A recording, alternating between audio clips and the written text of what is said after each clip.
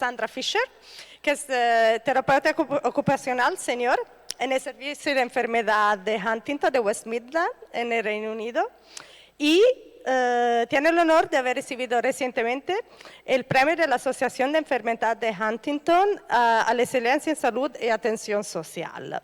También es profesor clínico honorario en la Facultad de Maestría de Psiquiatría de la Universidad de Birmingham y también enseña terapia ocupacional en el curso profesional de la Asociación sobre Enfermedad de Huntington.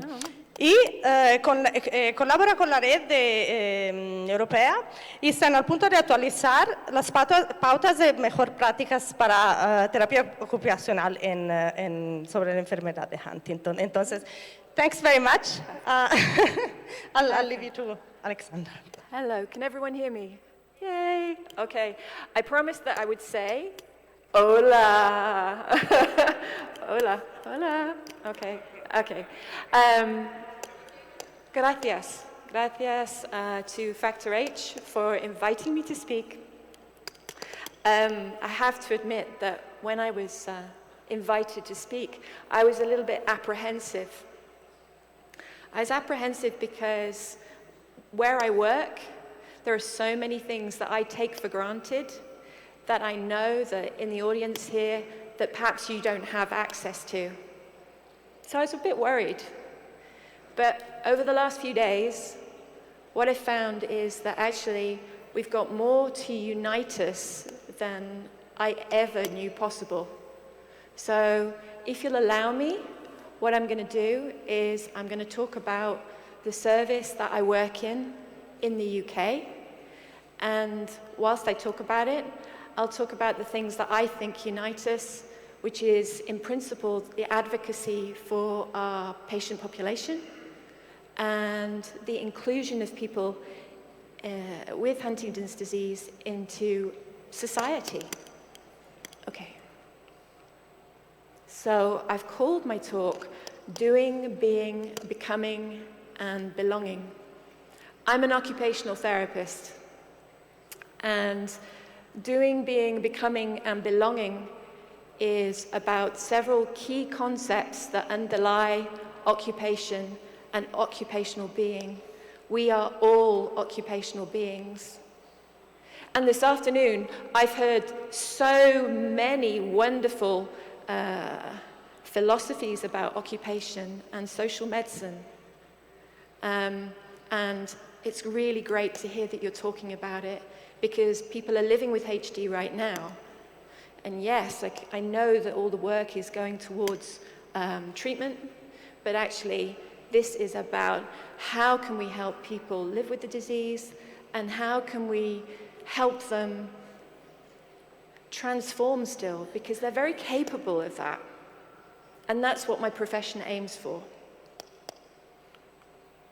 So yeah, as I said, here we go. This is about us being united and advocacy together. So my aims for my talk are to help you understand occupational therapy a little bit more. Most of you will know what a physical therapist is, but maybe you haven't come across an occupational therapist. Learn about its practice within the UK, within a MDT, multidisciplinary team, Huntington's disease service. Listen to a case study of somebody that I work with and I'm still working with. And a couple of stories along the way. I do tend to be a bit chatty, so I do tend to go off a little bit, so I'll try and rein myself back in. And then hear about how European and UK colleagues advocate for the HD community. And hopefully we can learn from one another. So here we go. As I already said, most people get occupational therapy and physiotherapy a little bit mixed up.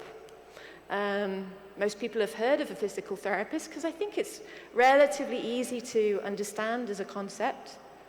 So what happened was myself and a lady called Monica Buss, Professor Monica Buss, who's a physiotherapist and a professor at Cardiff University, got together and we put together this slide to just demonstrate to people the differences. And you can see that a physio, a PT for short, their philosophy is a movement-based approach and very much about body structure and function. Whereas an occupational therapist, well, we're very much about activities of daily living, and we take that approach, we take a participatory approach in our professional philosophy. And Monica and I were having this little bit of an argument, and I said, well, you guys are very much about biomechanical function. And she said, no. We are both about biopsychosocial frames of reference, and that's what we should be about. Okay. So this is really interesting. So a physio, I think, will help you move across the floor from one space to another. But an occupational therapist might be thinking, why haven't they got their clothes on? And maybe, why aren't they getting to that place safely? And I say this because that's what happened recently. I was working on a case with a physio colleague, and we were looking at a lady, and we were looking at her ability to cross the road. Something very simple, you would think. But actually the problem here was that the lady was going out of her supported accommodation without clothes on. And she really wasn't looking where she was going. So we worked on this problem collectively to support her and to support her to stay at home, which is the greatest bit about my job. So, occupational therapy philosophy is you are what you do. You're an occupational being. Without doing, your identity and your well-being suffers. With poor health, occupational performance suffers. And then there's this spiral of occupational injustice and occupational deprivation, which of course many of you have spoken about here over the last few days. And more in the UK, I am teaching my students and my colleagues that this is rights-based. We have a right to be an occupational being. So more and more, I'm asking my colleagues to look to legislation, the Disability Discrimination Act, the Human Rights Act, the UN Convention on Disability Rights, the World Health Organization Rehab Initiative, again, HD and rehab, sometimes the two aren't spoken about together, but they're perfectly possible. And then things like the CARE Act or the Mental Capacity Act. But I'm just one profession, and I think that's really important. I'm just one profession in an MDT, a multidisciplinary team. It's a team effort. And as you've all demonstrated to me, it's a team effort. It takes a village, doesn't it? It takes a village. So, but within my team, this is kind of my job. It's to rehabilitate or maintain function through the application or adjustment of function. Physical, meaningful activity. So it's not just about the provision of activity, it's got to be about meaningful activity. Because I can't just go into a situation and just say, here, do that. Because as you well know, folk with HD don't do that stuff. They're like, they have to have a reason, and it has to be structured, and it has to have routine.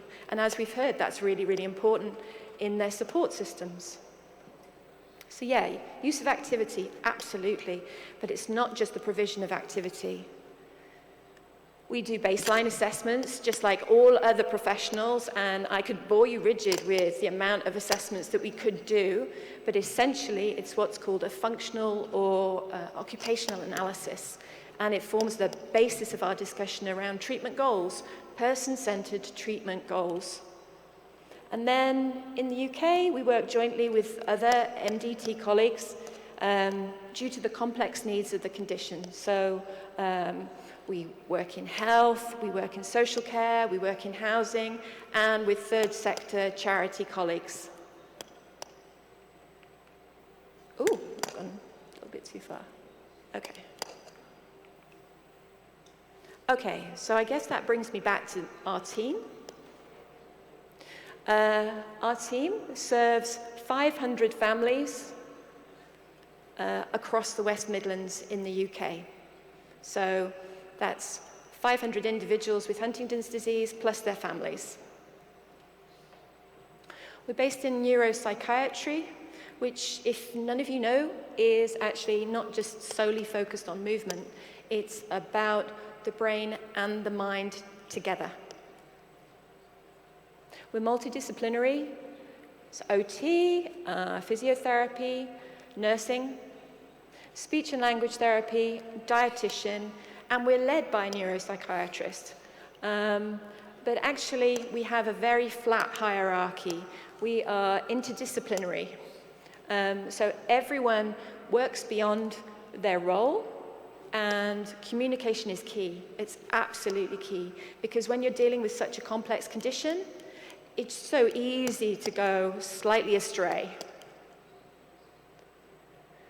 The team also includes, and I think this is really important to say, includes researchers. So I've heard about the amazing work of Enroll HD, but within our team, they are part of our MDT. And then we have the Patient Association Advisors, the Huntington's Disease Association. They are also part of our MDT. They are kind of there, because we don't see our patients all of the time, they might be our eyes and ears on the ground, and they will feed back into us if there are problems. So we get these little red flags early on. And then what we do is we run an open MDT, a house meeting, if you like, once a month. And we invite anyone who's working with a patient in the community to come and talk to us if they need to. They just book a slot and they rack up, whether it's on telemedicine or whether they come in person, and they come and say, hey, I've got this problem. How can, what can you do about it? In the UK, we're commissioned by the Health Service, NHS England, and we're commissioned as an advice and diagnosis service, which in-reaches to the local community. So we provide advice and diagnosis, and then it's local services for local people. And because local services don't necessarily have the knowledge of Huntington's disease, what we'll actually do is we'll work quite closely with them so that we can get patients hopefully settled. And then finally, we run clinics at the hospital where we're based, but we also visit people's homes and into nursing homes. We don't have beds or facility for emergencies, but families can call us anytime. And we'll do our best to see them as soon as possible, with the need determining the professional who responds. So if it's more of an occupational issue, I'll go out. If it's more of a speech and language issue, our speech and language therapist will go out, and so on and so forth. And then we coordinate that care until we need to pass it on to somebody else, or they might stay on our caseload for a very, very long time. We never discharge our patients. Lots of services just will see people and will discharge them, but we don't. So let me get back to my job, because that's what this is about. Where do I begin? Okay, well, see this contraption here? This is kind of where it's at. I'm like, sometimes I don't know where to begin. So I begin with the person. Where are they in their illness? What's the goal? And then I think about assessment tools, and that's dependent upon goals. So again, I come back to this theme that's been running through the talks today, which has been about person-centered goals. The person at the center. And then hopefully, eventually, I can work out this contraption.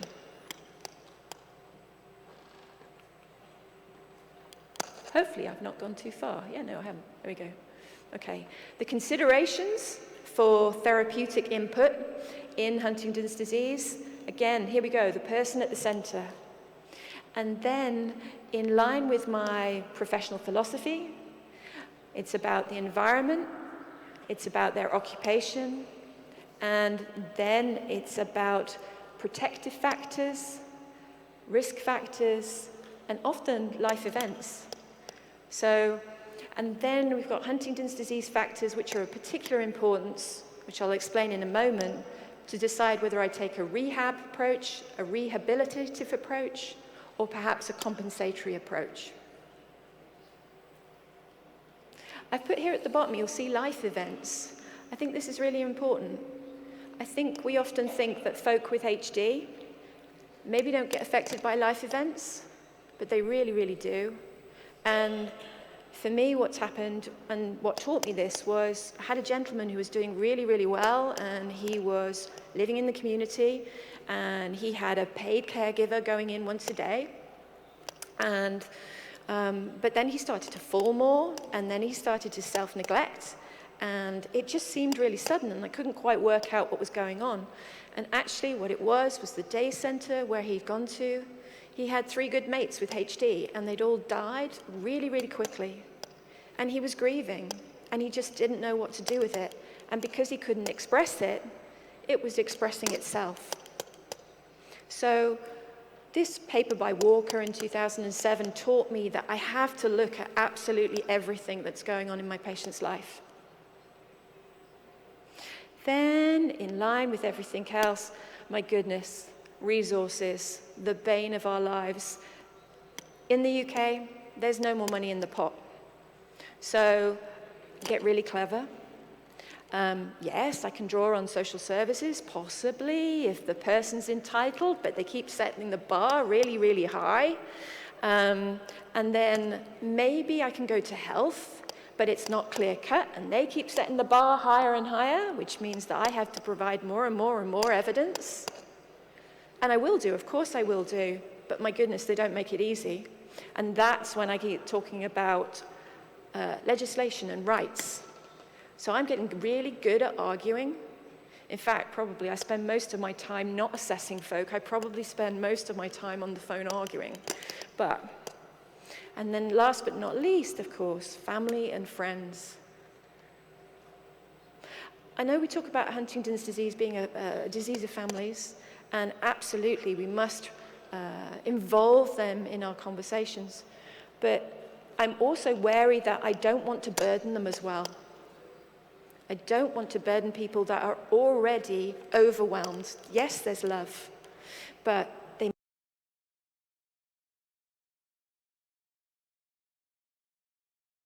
try and have conversations. Is this okay with you? Are you still okay with this? Do you still want to do this?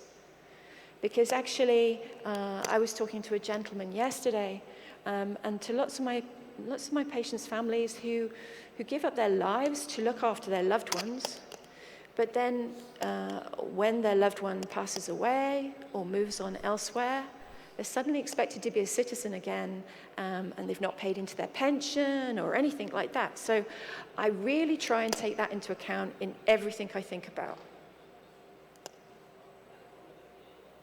So finally, when I eventually get there with the goals and stuff, there we go. What does this look like? So inside my therapist head, this is ideally what it looks like. If I've got a patient who I'm very lucky to see in perhaps pre-symptomatic stage, and yes, that does happen. People do come to us and they do want to work with us, or early on in the condition, we will do rehab. We will do that whole thing where actually you go from one place with a skill to another place. It's fantastic. People do. And I argue for this quite a lot. So perhaps people early in their condition in the UK may go into hospital, say for, I don't know, a broken leg. And people will see on the referral form, they'll go Huntington's disease. They'll go, not for rehab. And I'll be like, hold on a second, what the hell are you doing? So I will argue for rehab because it's perfectly possible, because at this stage we know that people still have motivation, they still have the internalized ability to adapt, so why wouldn't you?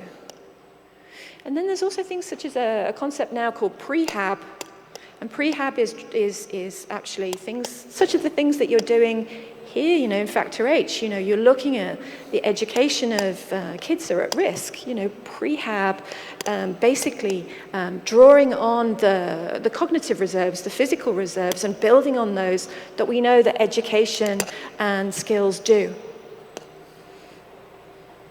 So I'll work out whether my patient fits into that category, or perhaps moving into the middle stages of the disease. I've got this little bit of a balance depending on their presentation. So maybe at this point, it will be more about maintenance of skills, but there'll also be a little bit of rehab, but in the main, it's compensatory strategies. So that's where we step forward, so we change, as opposed to making our patient change, and change the environment as well. So, and we're altering things for them. And then, and this is a huge driver in the UK towards palliative care.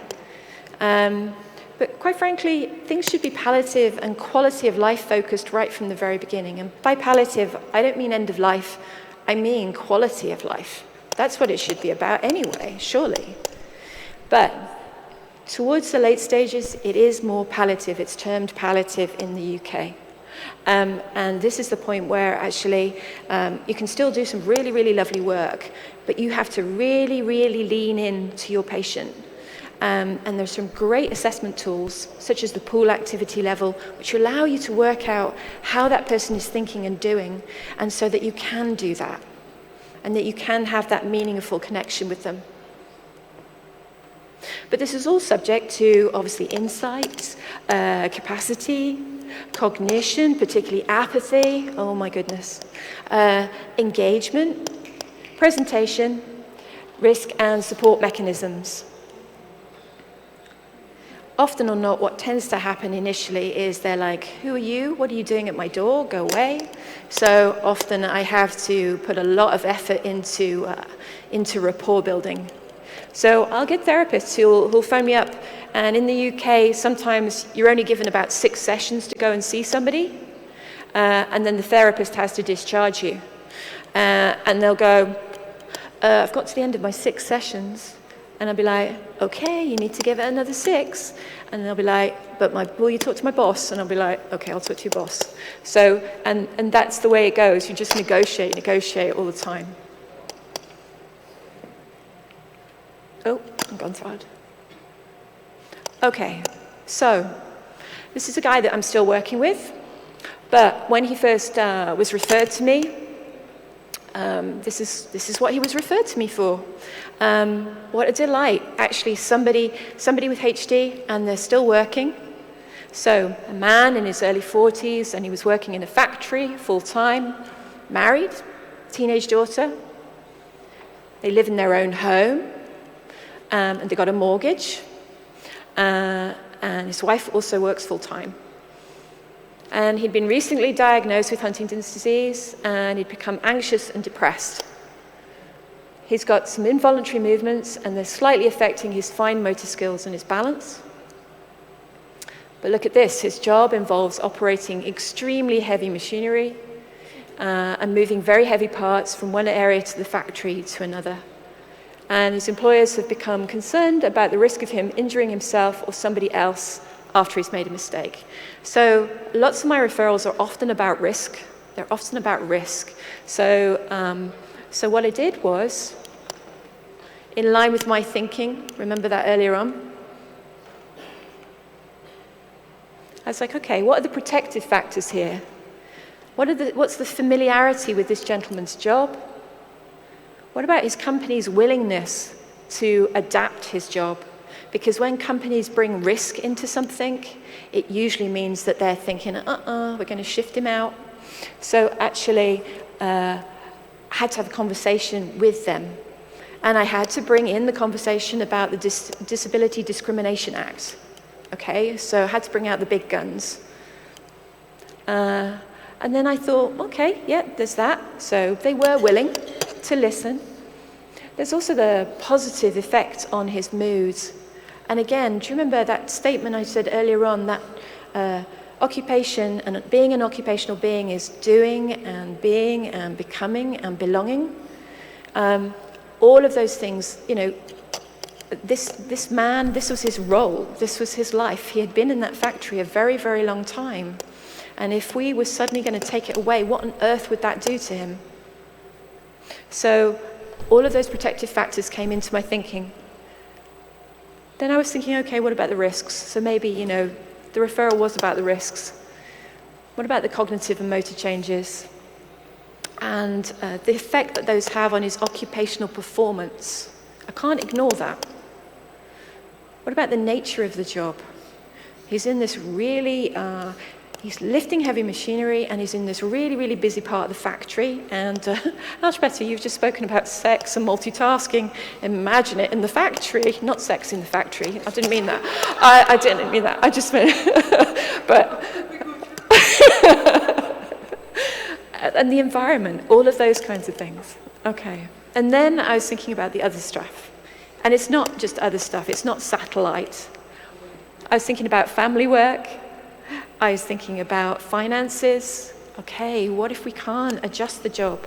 What do we do here? Do we start thinking about benefits? Moving from being a person that's paid and has had a role for the rest of your life, for most of your life, and suddenly you've got to move to government benefits. That in and of itself takes a heck of a lot of adjustment and is a huge amount of grief. And by grief, I don't mean grief, headache, paperwork. I mean loss and adjustment. And then maybe advanced planning. So all of those things came into what I was thinking about and my treatment plan for this gentleman. And I'm very pleased to say that by thinking about all of these things, we actually managed to move him to a different part of the factory so that it was quieter, so that there was less noise and less distraction. We then simplified the job, and we also got him what's called a work buddy, which was paid for through the government. And we were able to extend his time in his job for another 2 years, during which time we could actually then work on all of these other things, i.e. the transition to benefits, to health benefits. And that also allowed them to plan with a mortgage advisor about what they would do about paying the mortgage, and all of the fiddly little bits that we tend to forget about. And then we started to talk about advanced planning so that we could give him a sense of control. Because this disease takes your control away, doesn't it? You know, I've just spoken about occupational deprivation and injustice. And that's what it does. It takes away your occupational being, who you see yourself as. And my job and my philosophy is very much about trying to maintain that for as long as possible. So, where is he now? I'm really pleased to say he's still at home, okay, with adaptations to the environment. He's transitioned now to immobility, and again, part physio and occupational therapy is to support a person into how to do that. And now his needs have shifted from the occupational needs to needs around nutrition, swallowing. We're supporting his family more in the sort of adjustment to the loss of dad and husband and relationships, as Alexandra has just talked about. And we continue to educate his paid caregivers. And actually, they're a really good bunch, so we're really, really lucky. And I'm pleased to say that his daughter is gene negative. So.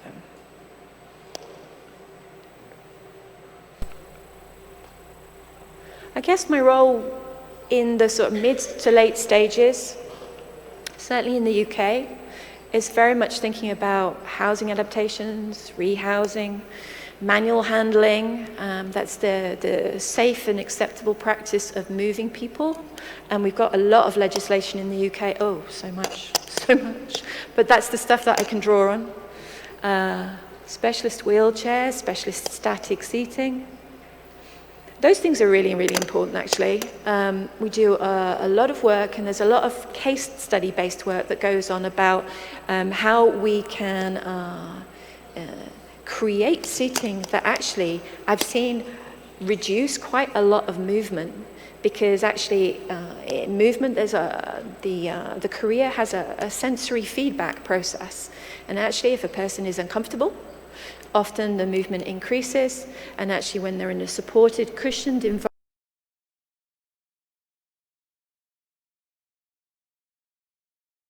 then actually we can see that actually a lot of the movement reduces. So postural management is really, really important. And that leads me on to talking about pain and contraction management. We get a lot of folks through the clinic who talk about pain, who talk about a generalized Huntington's disease pain down the rear of their legs and into their hips. And actually through standard pain medication may touch it, but sometimes it doesn't. And actually, so seating and sensory processing and being aware of that can really, really help with this problem hugely. And then the classics such as falling, what do we do about falls and stuff? So all of these things sort of come sort of later on. And what I guess I want to say to you is that, I've just put it on along the bottom, is that there's an interconnectivity of systems in Huntington's disease. And all of these things that you do will have an impact on other areas of management. And that will be behavioral, mood, and cognition. So don't ever think, and I think this is, you'll be really happy with this, Nacho, it's nearly my last slide. Oh no, it's not. Okay, it's not. I'll put that back in. I don't know my own slides. Okay. I'll come to that in a moment. I was going to say, don't ever think that you can't do anything. What's next for our team, what's next for advocacy where I am, is for occupational therapy, is a mission to provide consistent, quality occupational therapy to all people and families with HD via the European Huntington's Disease Network Occupational Therapy Working Group. And we're working alongside of the MDT working group and the psychology and the physiotherapy working group. So it's a really lovely pulling together of so much incredible knowledge. And what we're doing is we're updating our best practice guidelines and clinical tips. Now, what we've done is, instead of hosting those things on a very remote, sorry to say this, academic and dry and dusty website somewhere, what we've actually done is we've chosen to have those hosted by the Huntington's Disease Association. And so they're easily accessible to anyone. And what we've also done is we've produced webinars, which will talk through the content of the clinical tips. And they are for people who don't know anything about Huntington's disease, so professionals, family members, and you can just download them free of charge. And I guess, I would be very committed to having them translated if possible. I wouldn't be minded at all. That would be great. Then for continued education via the Huntington's Disease Association and their alliance partnerships in the UK, again, You're Stronger Together, is the education of professionals via their professionals courses, alongside of families and paid and unpaid caregivers. At the University of Birmingham, we've got a Huntington's disease module, and I'm pretty honored to have been asked to lead it this year. So what we're going to do is we are going to include some education for community mental health teams. So in the UK, we have groups of professionals in the community that will deal with mental health problems. And often or not, what they do is they push away our patients and they go away, it's a physical problem. And we're like, actually, no, this is an organic personality disorder due to Huntington's disease. They have a right to be seen by you. And so what we're doing is we're kind of hoping to educate our community mental health teams in line with the Huntington's Disease in Mind campaign. And then hopefully form a wide a UK-wide HD MDT network. And then I get to my last slide, Nacho, okay? So remember, the little things, the little moments, well, they're not so little. I've got to thank my colleague, Manon van Kampen, for drawing me towards that quote by John Kabat-Zinn. And that's it. Thank you. Any questions?